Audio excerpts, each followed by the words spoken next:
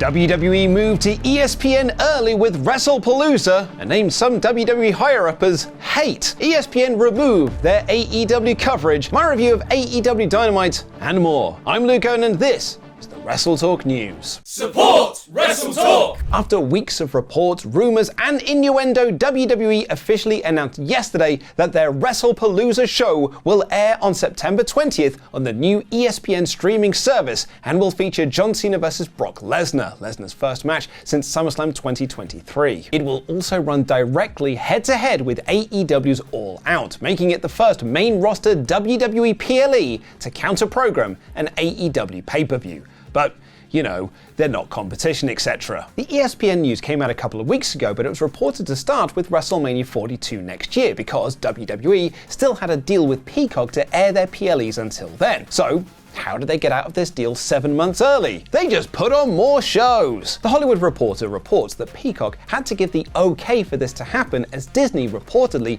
did not buy out the remainder of the Peacock contract. They write, instead, the arrangement for WWE's PLEs to exit Peacock was brokered between WWE and Peacock and then brought to ESPN, owned by Disney. They add that because WWE have been doing 2-night WrestleManias and 2-night SummerSlams, as well as additional shows like Evolution, WWE had actually fulfilled the amount of shows they'd promised Peacock when they initially put pen to paper. One higher-up told the Wrestling Observer, "That's the reason we did so many PLEs this year." And it's not just part of the AEW and WWE wrestling war, as another reason to expedite this process is that ESPN reportedly wanted WWE to be part of their streaming service at launch to effectively combat against Fox, who are also launching a streaming platform on the same date. It's interesting to note that the press release for WrestlePalooza doesn't mention Brock Lesnar by name, which to me says that WWE are aware of the PR optics of having Lesnar on the show when he's named in the Janelle Grant lawsuit against Vince McMahon and WWE. And it's also interesting to see that WWE are using the name WrestlePalooza, which is of course a parody of Lollapalooza, but was also the name of several ECW shows between 1995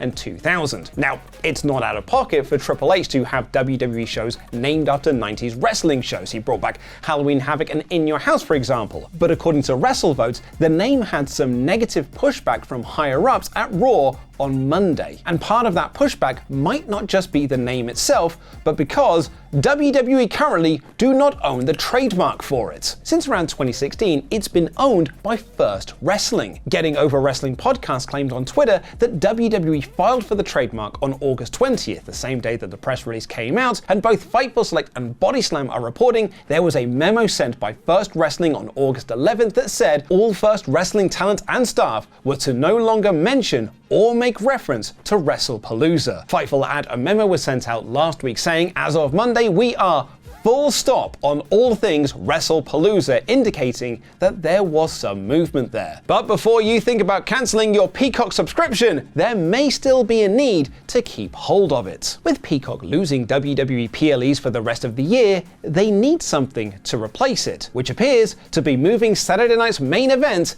to Peacock. The show, which had been airing on NBC since its return last December, will now air on Peacock until October 2029. Not only that, but all NXT PLEs will remain on Peacock until March next year, and the WWE archive will be there until the end of this year. It had been reported that that archive could fully move to YouTube as part of WWE's Vault channel, but Jimmy Trainier of Sports Illustrated is reporting that it could move to the ESPN streaming platform. Fightful add in a separate report, those that we spoke to in WWE say that this is a part of WWE's approach to have content on as many platforms as possible to grab fans on each of those platforms. As it stands, there is no home for NXT PLEs come next March. The return of Saturday night's main event to NBC was thought to be a big boon for WWE in terms of exposure, but the ratings for the show have apparently been lower than expected. Though still good compared to anything else on Saturday nights that isn't sports related, it was not good enough for NBC to keep hold of it on TV. Dave Meltzer writes it's a huge drop in WWE's exposure for the shows, but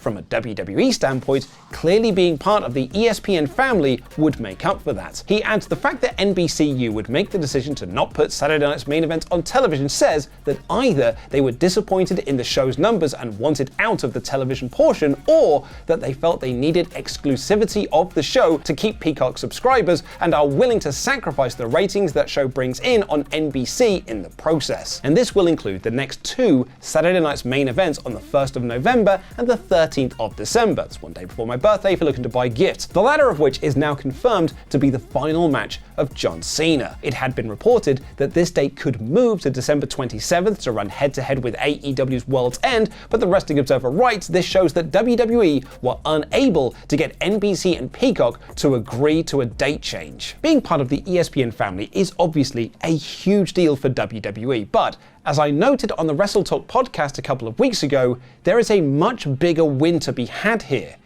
ESPN's coverage. By being in the ESPN family, WWE can now have incredible, exclusive coverage from one of the leading sports websites in the world. Not only that, it can control that coverage. And we're already seeing the first steps of that, as ESPN have removed all of their AEW coverage from their website, and any attempts to go to direct links will be met with an error page. So the question now becomes, how will AEW respond to WrestlePalooza going head-to-head with All Out? When WWE announced that they would air Saturday Night's Main Event against All in Texas, AEW moved the show to the afternoon, only for WWE to announce an NXT PLE to run in the afternoon against it. From all reports, this actually only hurt NXT. Moving All into the afternoon clearly didn't affect its pay-per-view buy rate, as it's reportedly AEW's third biggest pay-per-view success of all time, even with the competition. But WrestlePalooza is a different beast, no pun intended. All In was AEW's biggest show of the year, and All Out likely won't have anything near the dramatic inclusion of Hangman Page versus Jon Moxley. Additionally, though controversial, Brock Lesnar's first match back in 2 years and against John Cena is massive competition no matter what AEW announced for the card. And there's also a cost thing. While WWE fans have voiced their displeasure about ESPN's platform costing $30 a month, it is still cheaper than a one-time purchase of $50 for an AEW pay-per-view. The new platform is also free to about half of ESPN's current subscriber base. But the truth of the matter is, most wrestling fans will have likely made up their mind on what show they will be watching. I would imagine many of you watching this video have already decided which one you're going to purchase. But if you were in Tony Khan's shoes, what would you do to combat against WrestlePalooza? Let me know in the comments down below. And speaking of your comments, you can come say them to our faces at the O2 this Sunday. Holly and I will be outside the venue at about 3 p.m-ish, where you can come and say hello and have a chat with us. Keep an eye on WrestleTalk Social and my Instagram to see exactly where we'll be. I'll also be at Riot Cabaret on the Friday, fingers crossed, and the Rev Pro Show on the Saturday, and the Sweet Chin Disco after party at the Indigo in the O2 following Forbidden Door. So if you see me at any of those shows, come and say hello. And speaking of the O2, there's the small matter of Forbidden Door this weekend, and it's Thursday. You know what that means. It's time for my review of AEW Dynamite, aka the Go Home Show for Forbidden Door. With Taz taking some time off and Nigel McGuinness getting ready to face Zack Sabre Jr. for the IWGP Championship this Sunday, I can't believe I'm getting to see that live in 2025. We needed a third voice behind the commentary desk, and we got that in the form of Blue Panther, Bryan Danielson. And let me give a quick shout out to this amazing Glasgow crowd. Scotland is already one of the finest countries in the entire world with some amazing wrestling fans, but you guys really showed out for this Dynamite, and from what I've heard, Ring of Honor and Collision as well, which featured Grado coming out to Like a Prayer and the AEW debut of former WWE star Isla Dawn. That's two lovely treats for Rab Florence. Will Ospreay opened the show to put over Greg's sausage rolls. Give the vegan one a chance, Will, they're dead nice, but he also added some major storyline steps for the cage match this weekend. Just a few weeks ago, Will announced he was unable to compete because of his bad neck, and he said that he still cannot get medically cleared by AEW's medical team, and that is why it's a lights out cage match. It's not sanctioned by AEW. Now, this is obviously all kayfabe, but it adds a real level of drama to the match. Boxer Marina walked down to the ring, but Jet Speed ran down for a brawl with the rest of the Death Riders, which brought out Hiroshi Tanahashi for a 6-man tag that the good guys won. Right, let's see if I can get through all of this madness in one take. Ospreay came out to distract at the end by making the Death Riders think that Marina Shafir was in a body bag, but he was attacked by the Young Bucks, who were then attacked by Paragon. Then it was revealed it actually wasn't Marina Shafir, it was Darby Allin in the body bag, and then the War Dogs of Gabe Kidd, Clark Connors, Driller Maloney, and Robbie X came out for a brawl with the good guys, then the Ops ran down and brawled with them, and then Darby Allin did a coffin drop onto everyone from the mezzanine. This was, of course, all madness and dead good, but above all, let me just say, Robbie X was on AEW Dynamite! Cope and Christian cut a promo in the ring revealing they're not actually on the same page, and Cage is still an arsehole, but he has a patriarchy problem and Cope has an FTR problem, so they can work together here. Nick Wayne announced that he's broken his ankle but found a replacement in the returning Luchasaurus who chokeslammed Cope and Christian. FTR and Bro Dido went to a fantastic time limit draw in the finals of the tag team tournament, so both teams will now face the Hurt Syndicate for the titles at Forbidden Door, which screams to me